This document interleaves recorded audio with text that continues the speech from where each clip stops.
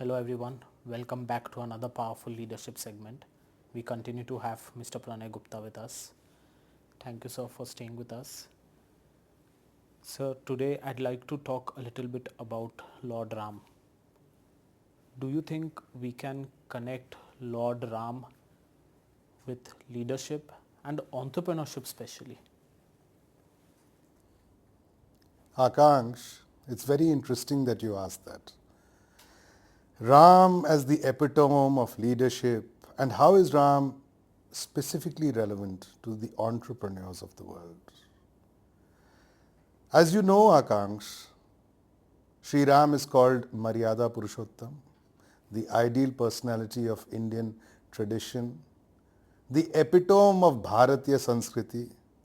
More than anything else, he exemplifies heroism in the face of the toughest circumstances, in the most difficult situations, and how to come out of those situations. And isn't that the challenge of leadership? Isn't that the challenge of an entrepreneur, Akansh? How to solve a problem, how to face up to problems with inner equipoise, calmness, spiritual light, wisdom, intelligence, Atma Bal, the soul strength. Akansh, tell me one thing. What challenge did Sri Ram not face in his life? You can say he was deprived of the kingdom. He was sent into exile. His beloved Sita ji was abducted. He had to face such a large, powerful enemy, powerful foe. At that, all those instances he showed us how to intelligently use limited resources, how to achieve victory in our quests, how to be a great leader. And it's very uncanny. Sri Ram not only was a leader, but he created many leaders. Have you thought of it that way, Akansh? He created so many leaders, the Vanars, the army. So a good leader is somebody who creates leaders, and a good entrepreneur is somebody who encourages innovation, creativity, original thinking, problem solving skills. So Sri Ram is directly relevant. For leadership, of course, we know. Because as a leader, Sri Ram was in the mode of loka sangraha, the welfare of the whole world, apart from individual well-being. And with Sri Ram, one thing is very interesting. He imparts the highest spiritual wisdom, but at the same time, he does the most heroic deeds. You've seen the combination. So both in jnana and in karma, both, he is teaching us the most valuable lessons. And jnana and karma is the ideal combination for an entrepreneur or for a leader. Leading with wisdom, as Bhishma tells Yudhishthir in the Mahabharata, that the person of, the ruler is respected by the praja, right, the Raja. But the person of wisdom is respected by all. That is Sri Ram exemplifying that principle. Also, Sri Ram shows us how to do karmas of all kinds without any personal vengeance, without any feeling of ill will, hatred, in a state of ananda, in a state of spiritually established in spiritual values. You see, mystical values. We have spoken about Sat Chit Ananda elsewhere. Sri Ram exemplifies Sat as in truth, Chitta, good consciousness, and Ananda. The word Ram comes from the word bliss.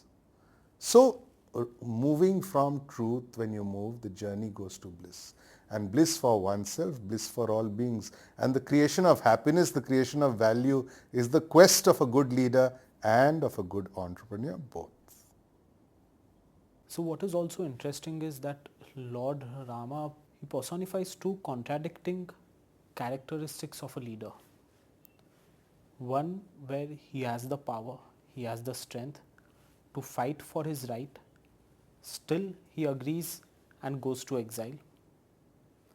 And on the other hand, where he has limited resources, limited power, but there he fights for Ma Sita.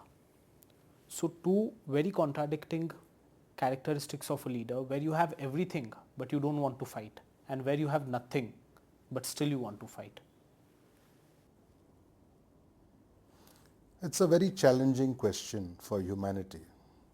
The first thing to understand is the difference between adharma and dharma. You must have heard a very important saying of Ram.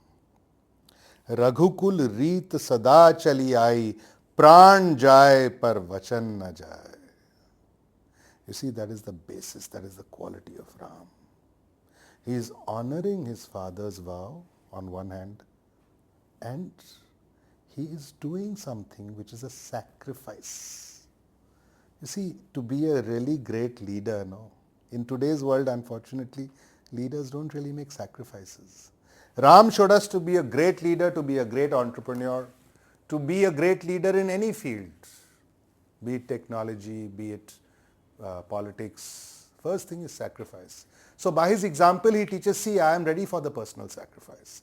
You see the example, Akanksh. You know, Steve Jobs once asked Jonathan Ive, his chief designer, the guy who designed all the iPad, iMac, iPod before the iPhone, what have you sacrificed in life? And Jonathan Ive was confused and he thought about it. What Jobs was hinting at is that to do something really great, you have to make a sacrifice. So Ram was willing to show that where it came to him, he was ready to make that sacrifice. And you know, Lakshman was willing to fight. And Lakshman said, brother, I will teach them a lesson. What Kaikeyi and what our revered father Dashrath have done is wrong. But you know what Ramji did? He went and told Kaikeyi very compassionately. He showed no personal enmity. Rather, he said, mother, you should have told me directly. Immediately I would have given up. You see, and he knows that Ayodhya is in capable hands with Bharat. That's another thing. So at one level, he is leaving Ayodhya in safe hands. And you know, at that a deeper level, Ravan has become a force of bad, evil for the world, despite all his great qualities. Ravan, the grandson of Pulastya Maharishi. Ravan, the great Shiva Bhakta. Ravan, the great ruler. But somewhere that ego, that ahankar has eaten away. So you see, Ram's purpose as the avatar is very interesting. Ram's purpose as the avatar is to get rid of the adharma in the world and to establish dharma. So his mission, while you and me might think it's only to rescue Sita ji, but actually his mission is to establish dharma, right? And Sita ji, of course, has also made such a sacrifice. She didn't have to come with Ramji to the exile, to the forests of Dandak. But she came willingly. And he was sad. He said, why do you have to wear bark? And, you know, we'll be living on roots and fruits of the forest. And she said, no. So the sacrifice is not just Ram. The sacrifice is greater than that. That's why Ram will always be the greatest leadership icon. And you know, sage Valmiki has written, as long as the rivers flow and the mountains stand, the Ramayana will be said again and again. It's a very strange thing, you know, Akanksh. The same story, we can see the Ram Leela every year. We never get tired of it. Think about it. And not only in India, you look at throughout Southeast Asia, you know, in Cambodia, the Ramayana is called the Ramkir. And Bali, of course, you know, the rich tradition. You'll be surprised, even Thailand, later on when it became a Buddhist country, but their kings are still called Rama, their dynasty. Why is that? Because they are honoring that leadership example. To be a Raja, to be a leader is not to be in a position of power. It is your inward quality. Ram proves that. That is a true king. A king from within. Inner richness, inward richness. That is Ram. And you know the magic, there's a mention about how Shiva is having a conversation with Parvati. And he says, I will emanate as Hanuman and I will help Ram in this mission. And so Ram is a meeting ground, a confluence of all that is great in India. That is why he will be a great example throughout the world. So also what is interesting is to see that when in exile, he had very limited resources, but still he managed to gather everything that he had and fight the war and emerge victorious. So How do you think he was able to do this? Having such limited resources, having access to practically no army, no great weapons, but still he managed to gather all that. What was that factor that helped him do it? See, Akansh, Ram is the archetype of the hero, what a hero should be. To be a hero does not requires a lot of overcoming the odds, right? And it requires spiritual wisdom along with dynamic action. Now, if Ramji was not faced with those circumstances, how would we know him, right? So, inspirational stories are always those against the odds. When the odds are against you, when the odds are with you, everything is hunky-dory. The true character of a person comes down to how he or she faces great odds with limited resources. And this is a story we can see repeated in all fields of human endeavor, right? So how was a Hewlett-Packard born? How was a Microsoft born? How was an Apple computer born? They were little guys, right? But they were against the giants. IBM was a giant, right? Now in business parlance, IBM had a decades old lead. Companies like Xerox Corporation and all were way in Palo Alto, California. They had way big research facilities. So in any field of human endeavor, it's the small guys who really kind of make the difference. You've heard that credo of Steve Jobs, right? Think different. So when you think different it's being nimble on your feet. If you look at anything in life, okay, it requires good decision-making ability. It requires clear-headedness, clear-heartedness. It requires courage. It requires these three things. Now what happens is, it is always the dynamic person with that fresh vision, with that fresh zeal, that mission-driven purpose, which makes the difference. That is the whole idea. So what happens is, optimum use of whatever you have, bringing out the best in oneself and catalyzing the best in others. So all the virtues which an entrepreneur should have, you could say it's, team building, right? Creating team leaders. Finding new talent, right? And you have to remember, like you've said this, the Ravan's army was full of great warriors. Indrajit, Meghnad, his son, even Indra had to bow before him. Ravan was supreme. Kumbhakarna, these guys were really, really proficient people. But like we have gone before and we've mentioned, sometimes it is not the so-called big names which really make the difference. And Ravan was confused because he himself was the lord of such a big kingdom. He couldn't understand how Ram could challenge him because he had not really heard about them, But Ravan had already become famous throughout all the worlds. So really it is about acumen, it is about that spiritual values as the root. Akansh, in this segment we must discuss Ram beyond the Ramayana, because even before the Ramayana, Valmiki's Ramayana as we know, the Yog Vasisht Maharamayana, which is the second biggest spiritual text in the world after the Mahabharata, mentions how Ram and Vasisht had conversations about spirituality. That is Ram's roots. There you realize Ram's mumukshu, his spiritual longing, his search for spiritual answers. So my answer to you is actually comes down to this. Ram works from spiritual values and Ravan has become the antithesis. He's working against spiritual values. So Satyameva Jayate. Truth, spiritual values will overcome. And I think that is a value we need to really educate our society, our children in. So, it's not about a particular personality or a particular god. Each one of us, some people worship Krishna, for example. But it's the values which are common, right? We've discussed adharma, dharma in the context of the Bhagavad Gita. So I'm saying being rooted, when the roots are strong, the tree becomes tall.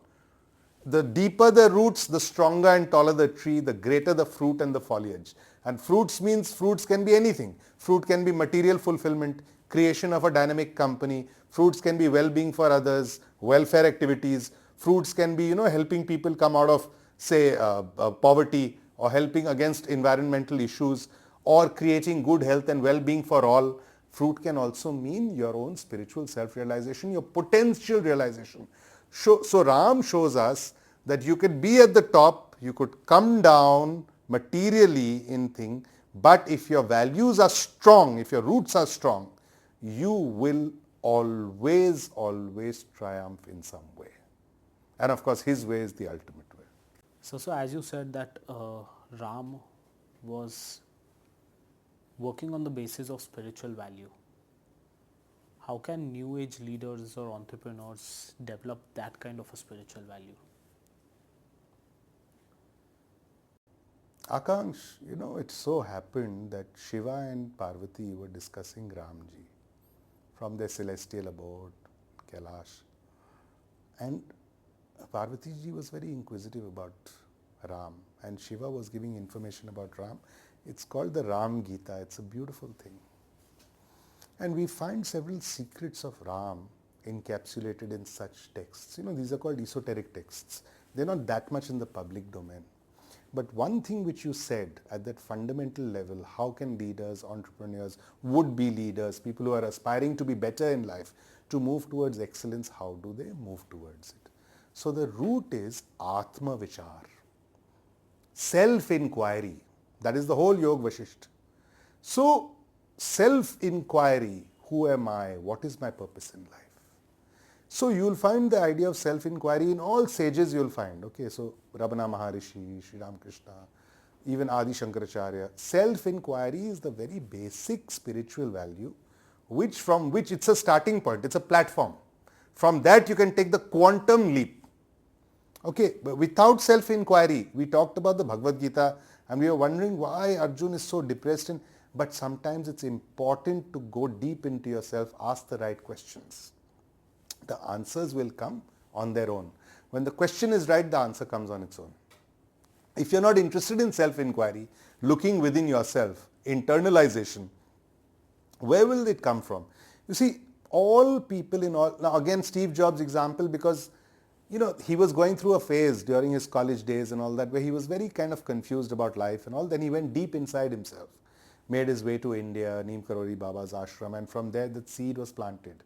Right? The apple, really. Some people even say that he based it on the favorite fruit of Neem Karoli Baba, which is the apple fruit. Okay. Well, that is one theory.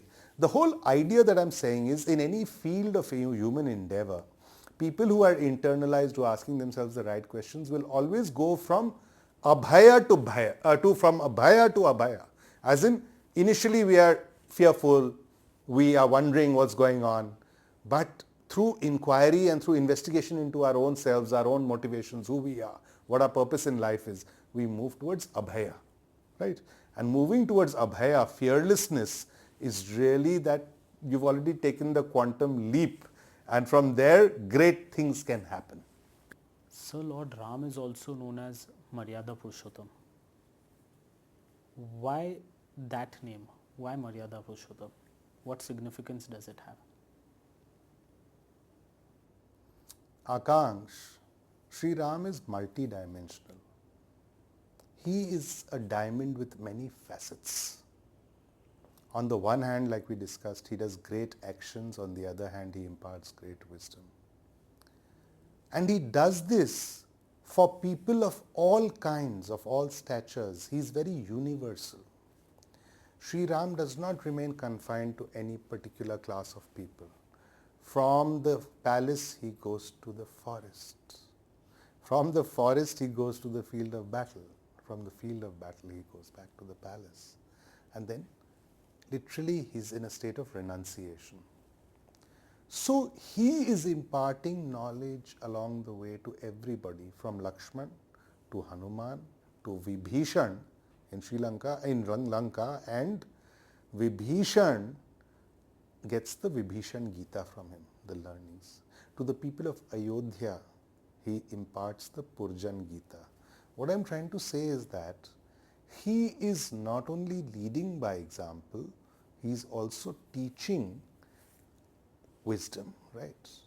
So a truly great person and the highest kind of person is somebody who displays the greatest things in life, the greatest powers in life, creates well-being for others, loka sangraha, as we mentioned. But at the same time, their mission is to pass on those values. There have been a lot of few people, a lot of great people, but how many of them have you seen actually passing on those values? It stops with them. That's why I say sometimes, the best cricket coach may not have been the best cricket player. The best cricket player will not be the best coach.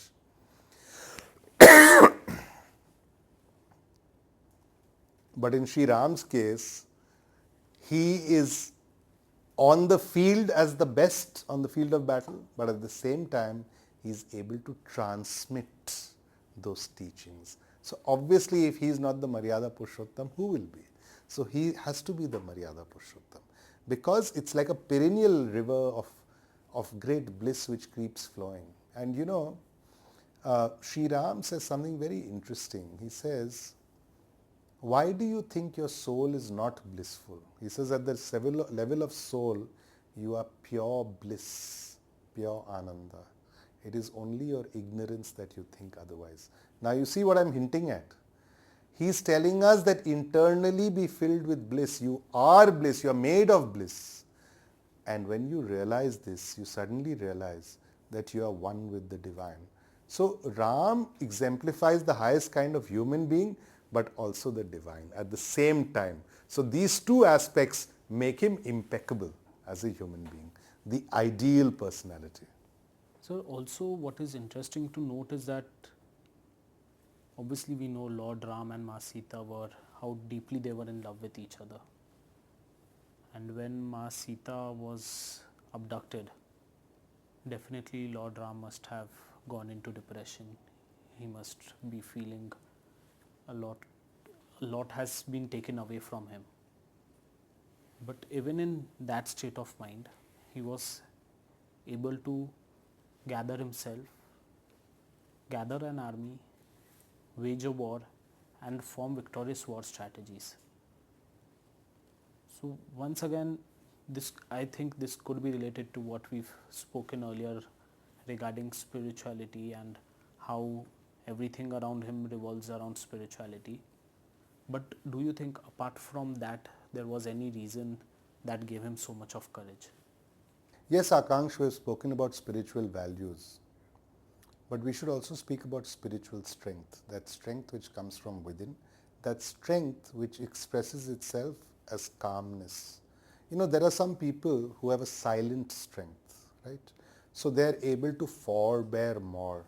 I remember reading something Elon Musk had said. Elon Musk had said that the value is determined by your pain threshold, right?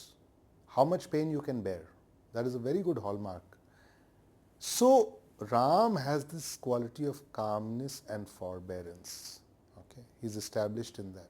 That is the first thing, the state of sthira, being steadfast in heart and mind. Out of that comes all strength. In the Bhagavad Gita, we have discussed how unsteady the mind is when Krishna tells Arjuna that the mind is flickering like the wind.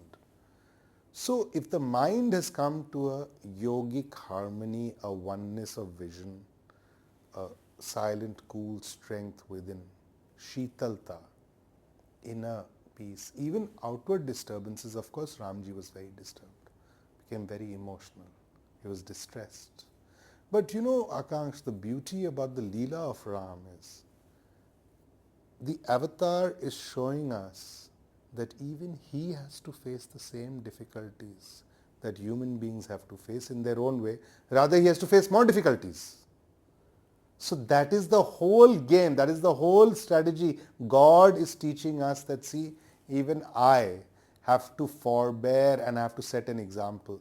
So in the sense that if the avatar has to bear so many material circumstances, we also must not be in a complaining mode. What is the difference between winners and losers? Losers keep complaining, right? It's a losing attitude. The winning attitude is you don't complain, you get better and better. We had discussed this Emile Coué's, that French psychologist's mantra, right? Every day in every way I become better and better, right? So it's about incremental changes in your being. It's about not getting moved and not getting shattered by what's happening outwardly. Ram is the ultimate example of no matter what happens outwardly, inwardly I'll manifest strength, I'll manifest goodness, I'll manifest that state which allows me to, see, there are two ways. Pain can break you or it can make you. Right, Akansh? Challenges can destroy you or they can make you tougher. Right? And like they say, that which doesn't kill you makes you stronger, right? So we need to understand that only real evolution happens only as a painful process. Evolution is not easy, Akansh. Physical evolution takes such a long time, right? We know, studying. We've read this in our school books. But what about psychological evolution, spiritual evolution? For the caterpillar, it's not easy just to overnight become the butterfly, right? For the seed, it's not easy to germinate. It's a struggle. You may not see the struggle, my friend. We may be blind to it, but remember that seed has to make a lot of effort to flower, to germinate, and from germination, by and by and by and by. So that's the way of nature. Unfortunately, we are used to a very cushioned sort of a life. These days we expect things in an instant. But Sri Ram's lesson to us is the lesson of psychological and spiritual evolution. So even if you take away religious connotations, you still find value. That's why I say Sri Ram is an icon for the world, transcending caste, creed, sect, etc., etc., etc. So, in fact, in Greek mythology, you have the story of that Ulysses, right, in the Odysseus, how he has to overcome all those challenges, right, the labors. And Ram, of course, has that spiritual element, so he's very different from ordinary world heroes. But the idea is, if you understand Ram as an icon where all of us have to remember that we have to keep evolving in life, we have to keep learning in life, we have to keep walking on. As the Aitreya Upanishad says, Charaivati, Charaivati, keep moving on. Gautam Buddha used to say the same thing to his disciples. So Ram says, no matter what comes my way, Charaivati, Charaivati, keep flowing on. This very attitude takes care of half our problems in life. Otherwise we get stuck. Arey, this has happened, yeah, the world has come to an end, yeah. Come on, yeah, we've not faced challenges like Ram, right? If he could face those big challenges and come out victorious, what is stopping us? So a lot of new age leaders and entrepreneurs believe that they are the best. They by themselves can make it to the top. They don't need any external help. But even someone like Lord Ram was supported by Lord Hanuman. So what advice you have for those kinds of leaders and entrepreneurs who think that one man show can take them to the top?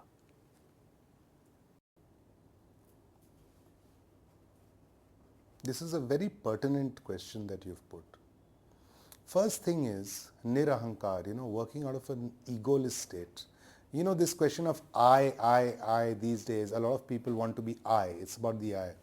I liked what this founder of Virgin Atlantic, Richard Branson, says. He says it's about we, not I. Ram has the ability to harness we. We are all children of the same cosmic parent, right? The universe, our parent, whatever God we choose to believe in. The point is this. First of all, if you're not egoistic, you don't have a problem. We think sometimes Ram is taking their help, but also the other way, actually is helping them. Think about Hanumanji, of course, is great. Think about the other Vanars who would have never thought about being able to accomplish what they accomplished. So in a way, he's giving them the opportunity to allow their leadership light to shine. If you look at it that way, the whole equation changes, right? So a great leader is like that. Not only is he harnessing resources for his own purpose, he's sparking the light within the people. And that's what happens. That's how icons and legends are made, right? The second point is, at one level that is there. So Ram tells us how we should work together as a team. How the idea of unity. We've talked about yogic unity elsewhere. Yogic unity means you are individually working in harmony with all your energies, mind, body, soul, working towards an aim. Spiritual aim, material aim. You are ekagra. You're in the state of Advaita. All your energies like a laser beam are focused on your task. Right? But yogic collective means that society is being welded together and united for a good cause. Get the idea? Now the good cause may be, say for example, you're starting an NGO, you're starting a company. Now you have a certain vision for your company, right? How will it make customers happy? How will it solve a pain point for people, right? If you solve a pain point, you're successful. So creation of happiness for others really is the new paradigm of a company, right? Customer loyalty, etc. all follows from there. The point is this, the point is that you must be able to harness and coalesce the best in people, because when you do that, they will harness and coalesce the best in others, and all that. It's like a mountain echo. It'll come back to you many-fold. So you go on a mountain and you say something and it'll come back many-fold, right? That is the power of what Ram is trying to do. And also it's very interesting if you look at it at the level of the non-terrestrial, as in the cosmic level, the idea of Shiva and Vishnu. So Vishnu, of course, Ram and Vishnu, the same energy, right? And being an avatar, the seventh avatar. But like I had mentioned before, Shiv manifests. One of the Rudras is called actually Hanuman, is one of the Rudras. So he manifests as Hanuman. So together the cosmic principle of Shiva and Vishnu working in tandem. And it's very interesting, in our Indian mythology, nobody is standing alone. So for example, you have Lakshmi Narayan, okay? You have Gauri Shankar. It's like two sides of the same coin, one and the same but two different. So Gauri Shankar, Parvati and Shiva would be energy and consciousness. Okay? In Oriental cultures, you have the yin and the yang. The principle is opposites. It's like, magnetic opposites, like that.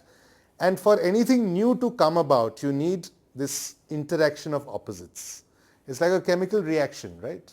There's one chemical in a tube, nothing happens. But when they combine, something can happen. Something new can happen.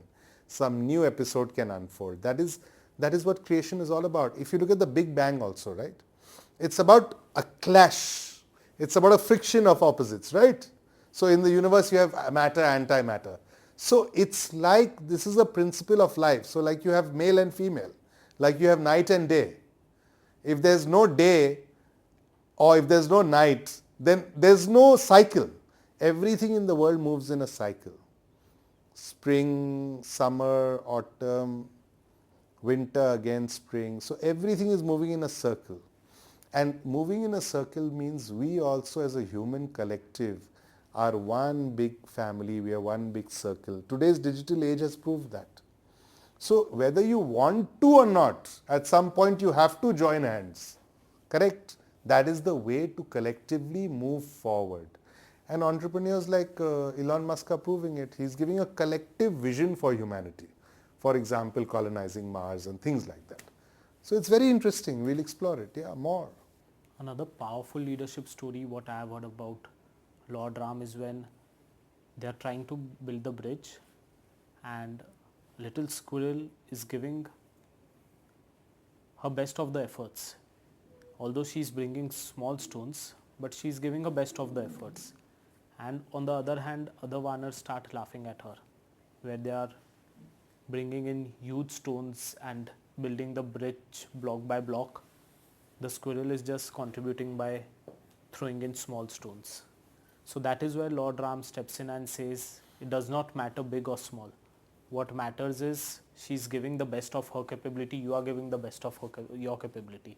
And that's how we are building this bridge together. So I think what he highlights here is the importance of teamwork as well.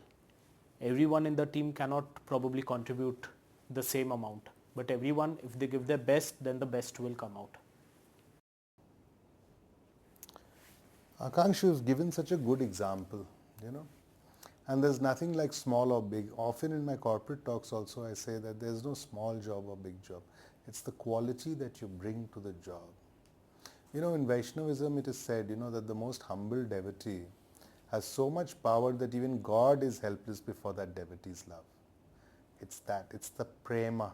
You see the love and devotion and the bhakti that the squirrel was working with.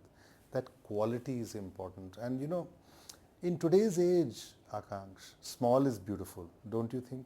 The smallest endeavors have this impact which becomes huge, right? So small is beautiful, small is functional, small has great value.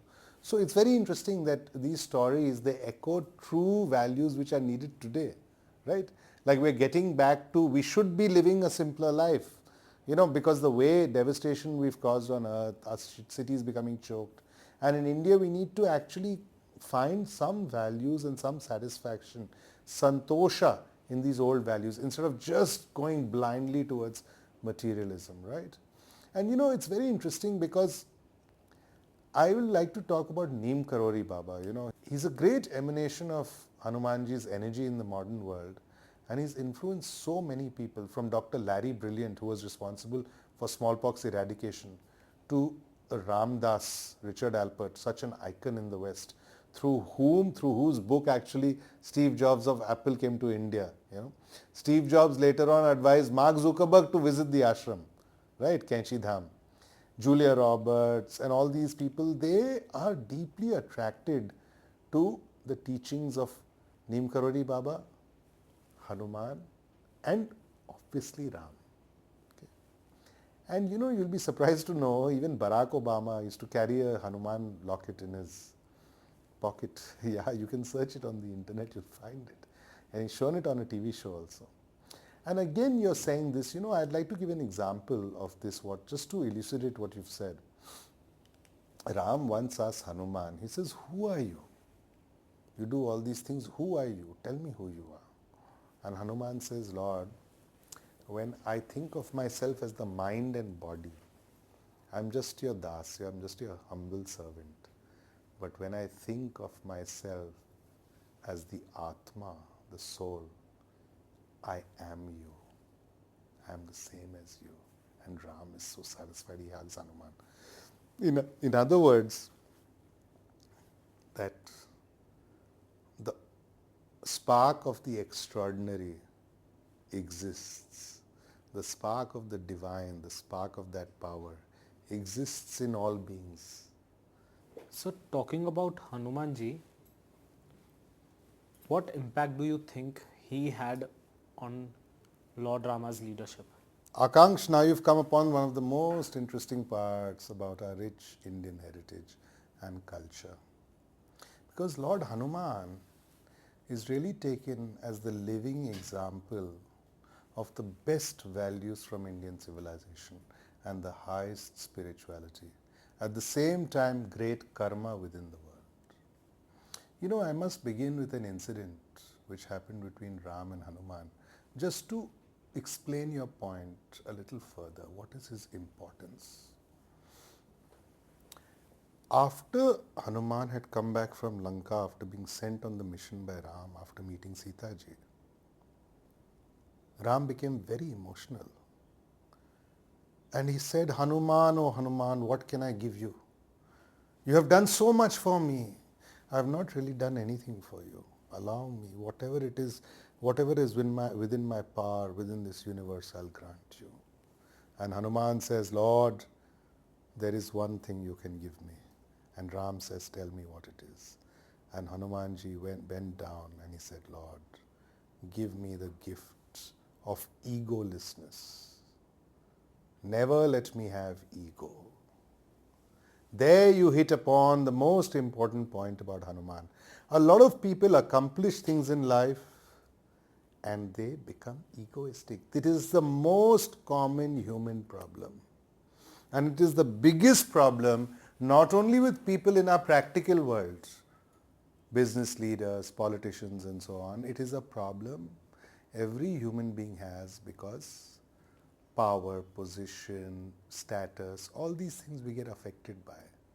Hanuman shows that despite accomplishing the greatest things, he remains the most simple. You've noticed a childlike sort of a quality in Hanuman. always. So even the sages and the seers, they fall from grace. Yoga Bhrashta. We know the story of Vishwamitra. Even he fell from his great power. Right? But Hanuman shows that you continue to do greater, become greater and greater if you remain humble. So humility, number one, is the first thing. And when you say what is his significance, you see, Hanuman is called the shadow of Ram in the sense that they seem like two different beings, but he's actually a reflection of that same reality. It's like two sides of a coin, or a person and his shadow, like that. It's the same, it just seems different. And Hanuman really exemplifies many, many qualities in one being. A few things I'll tell you about him. So the first thing about Hanuman is that he exemplifies the sahaj, the simple, the effortless. He puts in all his effort, but it's the effortless effort. And where does that come from? That comes from his great spring of inner wisdom, inner light. You see, about Hanuman we have heard in the Tulsi Ramayana, what we call the Ramcharitmanas. We've heard in the Valmiki Ramayana. We've heard in Parashar Samhita, the Adhyatma Ramayana, and so many texts. But what are the few secrets of Hanuman? It's important to go into them a little more. The first thing, in Tulsi Das's Hanuman Chalisa, you know that line, Akanksh? Shankar Suvana Kesari Nandan. You're aware of that line? Yes. Means Hanuman is an emanation of Shankara, Shiva. Actually, Anjani and Kesari, Hanuman's parents, they prayed to Lord Shiva. And Lord Shiva, in his infinite mercy, came upon earth as the power of Hanuman. So when we understand it, we understand that Hanuman comes from that energy consciousness of Shiva himself. Now you understand the broader dimension of Hanuman. That is the power he is carrying. And through that, we understand that Hanuman teaches us all the yogas of life. Karma yoga, he's doing great actions. Bhakti yoga, he's a paragon of bhakti yoga, right? He's the paragon of devotion to the Lord and devotion to the tasks that he has to accomplish, devotion to his work, devotion to Sita, devotion. He's got the devotional attitude in life. Okay? Jnana, wisdom, which I'm going to tell you about. And Kriya, as in doing acts, meditative, Raja Yoga, the meditative, the attitude of the Dhyani. So he's, on one hand, he's the Dhyani. The other hand is the person of action. Coming to Jnana Yoga, very few of us are aware that there's a story about Valmiki ji. You know, after completing the Ramayana, sage Narad Muni, came to Valmiki and said, "Oh, you're feeling good, you've completed the Ramayana. But have you read the Hanuman version of the Ramayana?" So Valmiki was quite taken aback. He said, "What, Hanumanji has written a Ramayana? I never knew." So he said, "Oh, go and visit Hanumanji and you'll see." And Valmiki ji was very curious because he's called the Adi Kavi, he's called the first great poet, right? So the Hanumanji has written a Ramayana, I must check it out. And he went to the Himalayas, and Hanumanji was meditating high in the Himalayas. And he saw the most astonishing Ramayana written on the rocks, apparently with Hanumanji's fingernails. And he's got emotional because he realized that that Ramayana is so beautiful. And Hanumanji opened his eyes, and Hanumanji said, "I know what you're thinking." And Valmiki said, "Lord, after reading your Ramayana, nobody will read my Ramayana. Nobody will read Valmiki Ramayana." And Hanumanji said, "Don't worry." And in 1 millisecond, through his yogic power, that it was erased, his Ramayana. Some people say those rocks went into the sea. So Valmiki ji felt, "Why did you do that, Lord?" he questioned. So Hanuman said, "You wrote your Ramayana and you'll always be known as the Adi Kavi. I wrote my Ramayana out of pure devotion, out of pure bhakti." And Valmiki ji understood the power of Hanuman. In other words, we always want a reward for our action. Hanumanji shows us that truly great work comes without expectation of a reward. You see the difference? That is a true karma yogi. That is a true person of spirituality or somebody who's even functioning in the real world, you don't want a pat on your back all the time. Yeah, good job, well done. So you'll notice, Akansh, you've worked with people, you'll see the best workers, they don't expect a pat on their back, right? The self-starters, the people of initiative, the people of innovativeness, the people of decision making, clarity, they're always on their toes to do better and better. Whereas those people who always want a pat on their back, you also get tired. Then they're not leaders. A leader is somebody who's a self-starter. Even if a junior trainee in your sales team, just as an example, in sales it's very apparent. There are some sales people, sales guys who will get up in the morning, they'll take their initiative. They're not even waiting for the target for the day, right? Those people become great because they love what they do for its own sake. And as a byproduct, success comes to them. You see the difference? We had talked about this, three kind of horses which Buddha used to say. First horse has to be whipped. Second horse is just the sound of the whip. Third horse doesn't have to be whipped. He knows where to take you. So the self-starters in life, the people of true decision-making ability, determination, work ethic, value creation, people who want to make a good product, people who want to do good for others, will succeed as a byproduct. So success doesn't have to be the goal. Success comes with the attitude, with the vibe. If your energy is radiant like Hanuman. And Hanuman represents radiant energy. We've talked about this before. Hanumanji had also forgotten his own powers. And it was the others who encouraged him to remember his powers, and he remembered. So even Hanumanji sometimes went into that. And that showed us his very vulnerable side. It made him love us more, right? Because Hanumanji we can identify with. That is why he's India's most beloved spiritual icon. You see, and that is why he has such a big world following also. And by you'll notice that the teachings of Hanuman through Hanuman will become greater and greater as time goes by. Because he is the one who is assisting even the Lord. Once what happened, Krishna was having lunch with Rukmini in Dwarka. And suddenly he said, Rukmini, now you have to take your Sita roop and I will take my Ram roop. She said, Lord, what happened? We are the same, right? As in the same energy, divine energy. He said, no, Hanumanji is coming to Dwarka to visit us. So she said, Lord, yes, meet him as Krishna. I'll meet him as Rukmini. He said, no. For Hanuman, Ram and Sita are the ultimate. You see the simplicity of Hanuman, and Hanuman was very deeply moved by it. Now Krishna didn't need to do that, the Lord. But even the Lord has to bear with the wishes of the true devotee. So even the Lord is enamored. I'll tell you what happened during the Mahabharata. People think about Ram and Hanuman. People don't realize the part Hanumanji had to play in the Mahabharata. Arjun was fighting with Krishna as the charioteer, the Sarathi. After the final battles were over, when Arjun came out of the chariot and Krishnaji was out of the chariot, suddenly the chariot burst into flames. Aag lag gaya. It was on fire. And it just got destroyed. And Arjun was shocked. He said, Lord, what happened? What happened to this chariot? It was fine. Nothing hit it. He said, oh, you don't know. He said, you don't know Hanuman was protecting you the whole time. And you remember the masthead, the flag.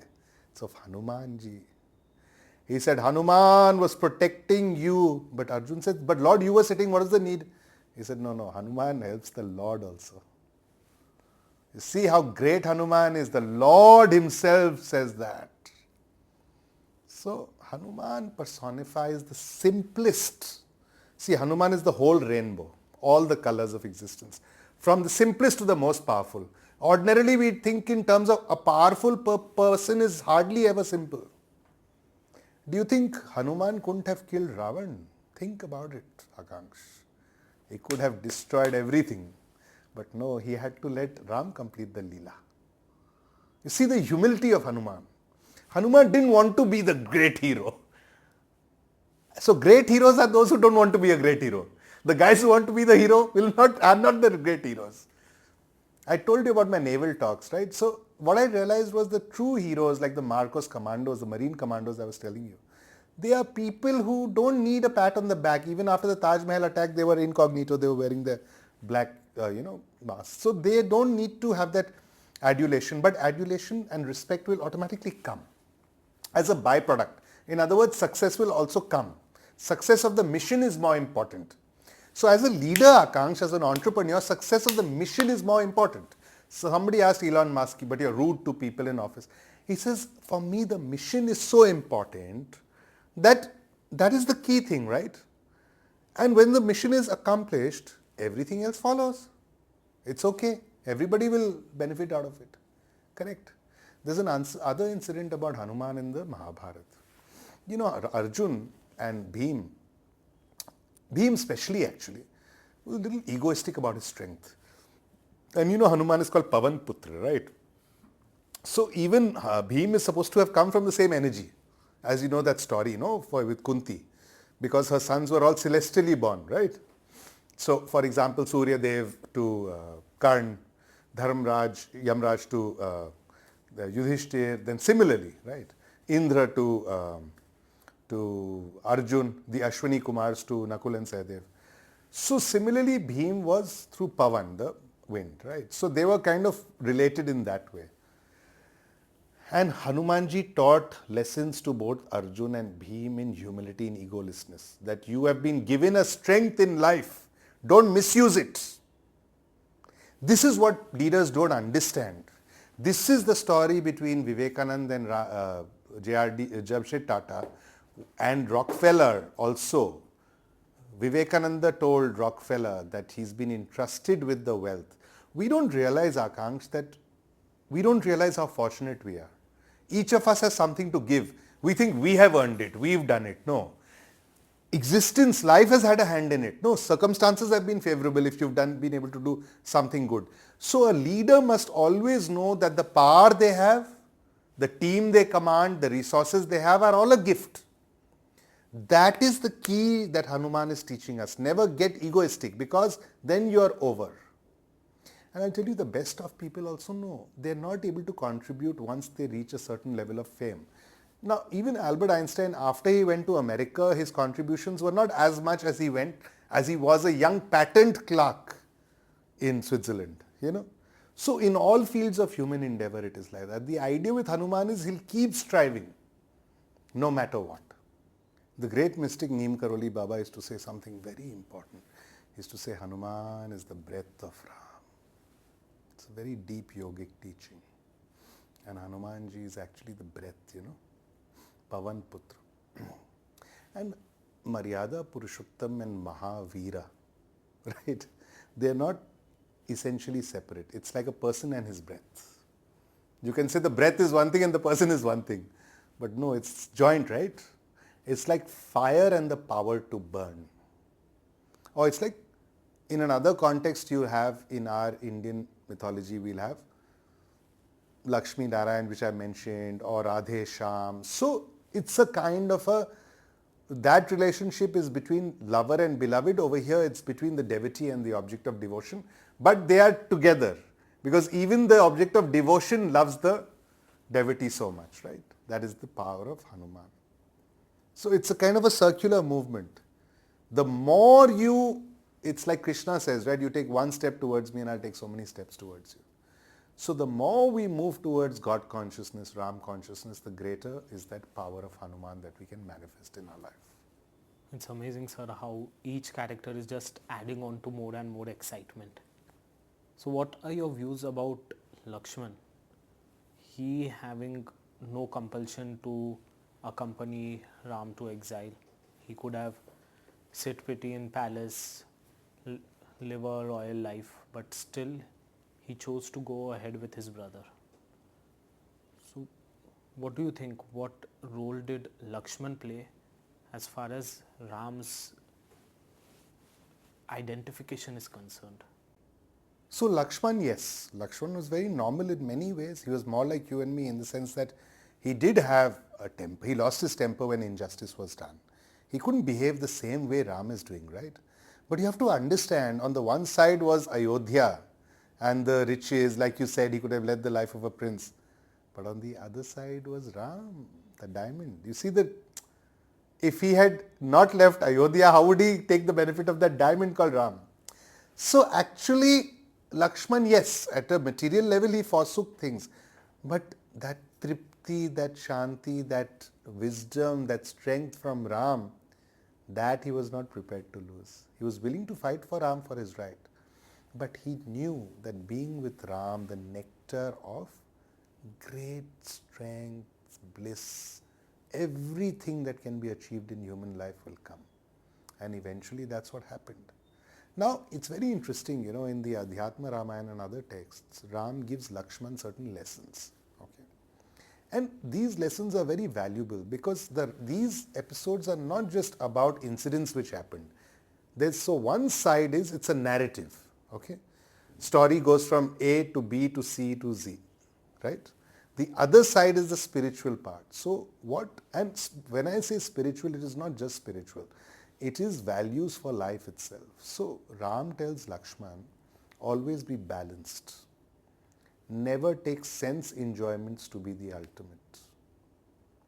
Always be invested in truth, Lakshman, and never get affected if something is taken away from you. Isn't that a powerful teaching? Most people are not able to do good things in life because we feel we'll be losing something. So most people are holding back most of their energies. Ram is telling Lakshman an other thing very important after Ravan was killed. Right? He was lying on his deathbed. He had not died. And Ram told Lakshman to go and take lessons from Ravan. It's a very moving incident. So Lakshman was obviously confused. Why would I take lessons from Ravan? After all, Ravan did the dharmic thing. He said no.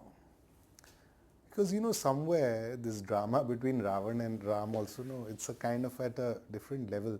Without Ravan, there would be no Ram, right? In the sense that to teach us the lesson of dharma, there has to be somebody on the side of adharma, right?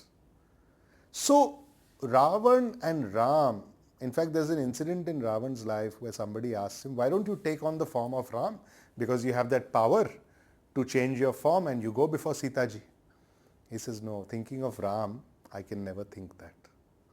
So even he actually knew what Ram was. And Ramji knew about Ravan's great wisdom, and he knew about his great inner qualities. And eventually Lakshman actually went to Ravan and he absorbed leadership lessons, life lessons from him. So Lakshman's journey is a journey of evolution. Lakshman is a more normal human being, not so gifted spiritually, but he is able to go from that towards spiritual light and so on. And of course the idea of bonding and teamwork, which we can see reflected for some level with the Pandavas in the Mahabharata, where they go through crisis together. You see, it's a very interesting thing. Crisis can make a team or break a team. Akanksh. Either it can bring people together like a fist, ya bikhar jayega. It will get lost. When the intentions are right, Akanksh, people will come together. When the intentions are wrong, people will run away from each other. So it's the mission purpose. That is why I always say a good leader has to have a central good cause. The greatest way to bind people together is either a adharmic cause or a dharmic cause. But why do an adharmic cause, right? Why do the wrong thing? Have a good mission. That's why they say a mission statement. But I'm saying imbue the mission statement with something greater. What is your team going to accomplish? Give them a greater sense of vision. That is how a leader inspires millions of people, right? You give them a greater collective vision, right? So that is what we must learn. And Lakshman can see that vision is far greater being with Ram. Sometimes what looks good is not good. The story of what happens when Duryodhan was given the first choice. Yudhishthir and Duryodhan were given this choice, right? Which side would Krishna fight on in the Mahabharata? And Duryodhan, first of all, he went and stood at Krishna's head, which was disrespectful. Secondly, he said, the choice is obvious. Krishna has such a big army, I'll take the army. But you realize the whole battle, the whole war he lost because of that. You see the difference? By not going with the right personality. He lost everything. Duryodhan was destroyed. Had he chosen Krishna, what would have happened? Can you imagine? Okay, it's hard to imagine, right? So that is the Leela of life. That is the Leela which Ram is also playing out in his life. And obviously, imagine Akanksh. I would say Lakshman's decision is not so difficult. Imagine Akanksh if you were in Lakshman's place and you had an older brother like Ram. Imagine the power of Ram, his magnetism. For you, that would have been the most precious thing. So on the one hand, you're saying sacrifice, but in the other hand, actually he's making the best choice for himself. Right? So sometimes what happens in today's age, you'll have this whole question of startups, right? Now for a startup, it's very difficult to recruit good people, right? But sometimes because of that entrepreneur's vision, startup is unpredictable. But how does the founder get a good guy to work for him in an uncertain environment? Getting him from some other established job? It's about those values, it's about that mission, it's about that belief. Isn't it, Akanksh? You know as an entrepreneur, it's difficult to attract talent and to keep it. You can pay that person, but that person's already getting a fat salary somewhere. But then your qualities matter. Or if you're going to an investor, for example, how do you stand out from the crowd? Apart from your business plan, a lot of people have business plans, my friend. But it's your personal qualities. Correct? So seeing that is the lesson of leadership we have to derive. So talking about personal qualities, what are your views on Vibhishan? He chose Ram and went against his own elder brother. So if Lakshman did the right thing choosing his elder brother, did Vibhishan do the wrong thing going against his elder brother?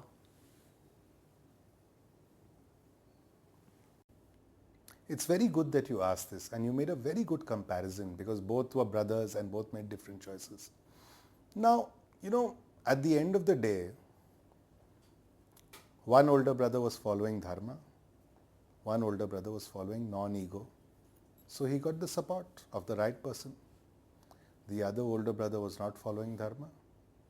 Vibhishan felt it somewhere very wrong, to victimize Sita ji in this whole thing was wrong.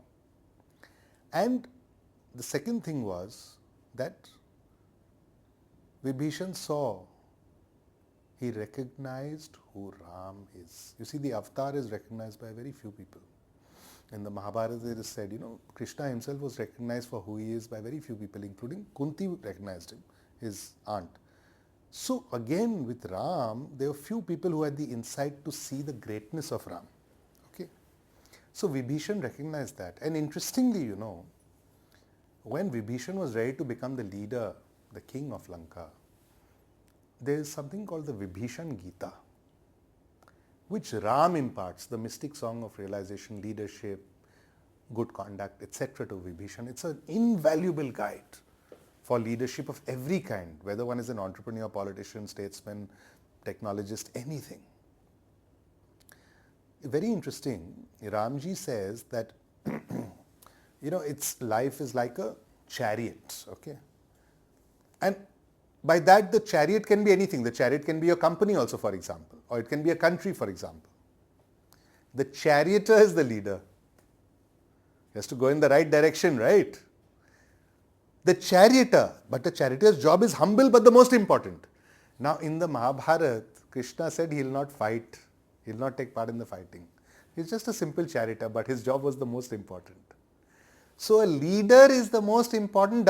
Usually we think the leader has to sit at the back, with a great deal of comfort. No, the leader is in the driver's position. And the chariot has the wheels of courage and determination. Where these are the wheels of courage and determination, the chariot will go right, in the right direction. What will come out of it? Prosperity, well-being, loka sangraha, which we had talked about. Well-being for society as a whole. In Vibhishan's context, obviously, he's talking about a praja, right? About a people, because it's a political role. It's a Raja's role. Value creation, protection of rights, fairness, justice, etc. You see, somewhere justice and all had gone missing in Ravan's whole scheme of things. Ego had taken over. And ego is that cloud which can eclipse the sun completely. It's a storm cloud, And the people of Lanka had to pay the price for it. So a bad leader, eventually a lot of people have to pay the price for bad leadership. We've seen this in the example of, say, for example, Stalin. The people of Russia had to pay a heavy price for it. Hitler, Mao Zedong, the Chinese famine. Bad leadership, and we've seen so many examples of bad leadership in companies where good companies failed because of bad leadership. Right? In fact, it's Apple, after John Scully was hired, Apple took a nosedive. Eventually, leadership is a pivot because the leader is an example for everybody. So if it's all about dharma and adharma again. So it was a good shift from a person who had gone towards adharma. Vibhishan became a choice towards the dharmic teachings which Ram symbolized. So there are many speculations that also say that Vibhishan chose Ram because he wanted the kingdom and probably not for the dharma. Do you think that is true? In this context, Akansh, I want to say something very clearly. It was not obvious that Ram would win. You see, you are assuming that Vibhishan thought Ram would win. Boss, Ravan was a very powerful king with the most powerful troops. It's like which horse will you bet on?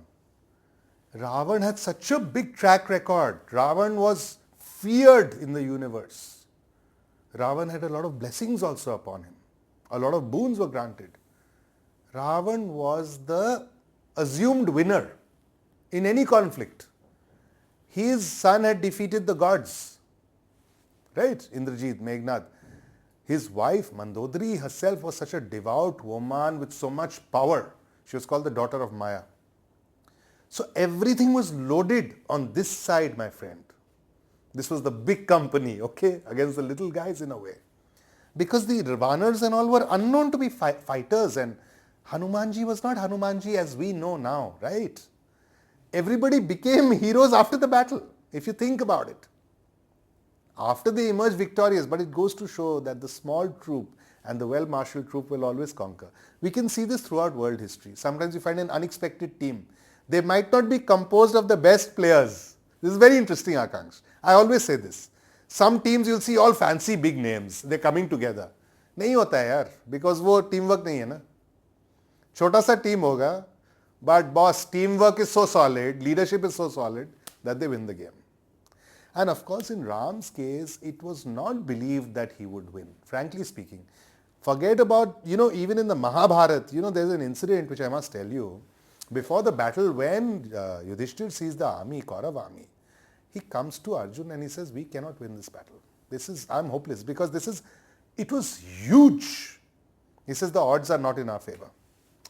And Arjun says, brother, if your cause is right, if you're doing the right thing, if you have courage, if you have determination, you'll win.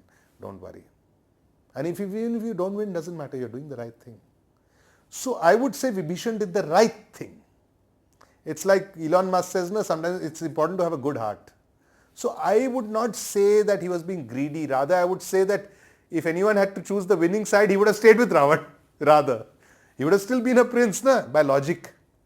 So that's the way I look at it, Akansh, very frankly. So do you think with the whole incident, right from Ram's exile to the war and then Ram coming back with Mata Sita and taking the palace again, the Ayodhya crowd, the Ayodhya Praja was affected? You asked about the people of Ayodhya. He was not a ruler as such in the sense that he is to consider himself to be above everyone else, but he was a ruler who ruled wisely. And his idea was that he should impart the correct values to the people of Ayodhya. Okay. And in that context, I must tell you that there is a Gita called the Purjan Gita. And that is teachings to the people of Ayodhya. Let me tell you the main points in that text. It will tell you what Ram is really. So through the Purjan Gita, we can see Ram teaching the people of Ayodhya some very important lessons. First is humility, be humble, do your work well, be blissful, be devoted, be content. Don't hanker only for material satisfaction. And it's a big problem in our world. You see, our leaders, sometimes they promise us all sorts of, perks and so on and so forth. That's Ramji was trying to make people live lives of simple truth, contentment, and through that find true happiness in life. So really, it's about encouraging society as a whole to have the correct values. And a leader has great impact when it comes to that. The whole emphasis, the whole direction. So if the direction is correct and if we are able to absorb the values which Sri Ram represents, then we are really able to move towards betterment of all. Hence, he remains a great leadership icon and leaders across all strata, be it an entrepreneur, be it a person who's in politics, be it a bureaucrat, be it a person who's running an NGO, be it a technocrat. The aims and objectives need to be correct. Our course needs to be corrected. Ram is course correcting. He course corrected that, see, eventually the people of Lanka did suffer, but eventually they benefited, right? Because there was a course correction. So Ram takes us on that course correction. Sir, so do you think that Purjan Gita can be like the go-to reference book for new age leaders and entrepreneurs through which they can impart immense knowledge to the entire team?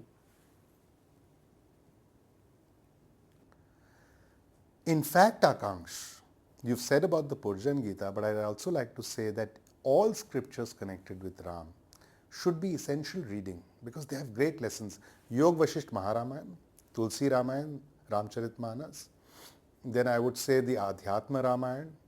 I would say texts, the Ram Gita which I spoke about, connecting Shiva and Parvati about Ram. We've mentioned Vibhishan Gita. Adhyatma Ramayana already covered, the lessons to Lakshmanji. The Purjan Gita for society as a whole, the team as a whole, the ecosystem as a whole, very relevant.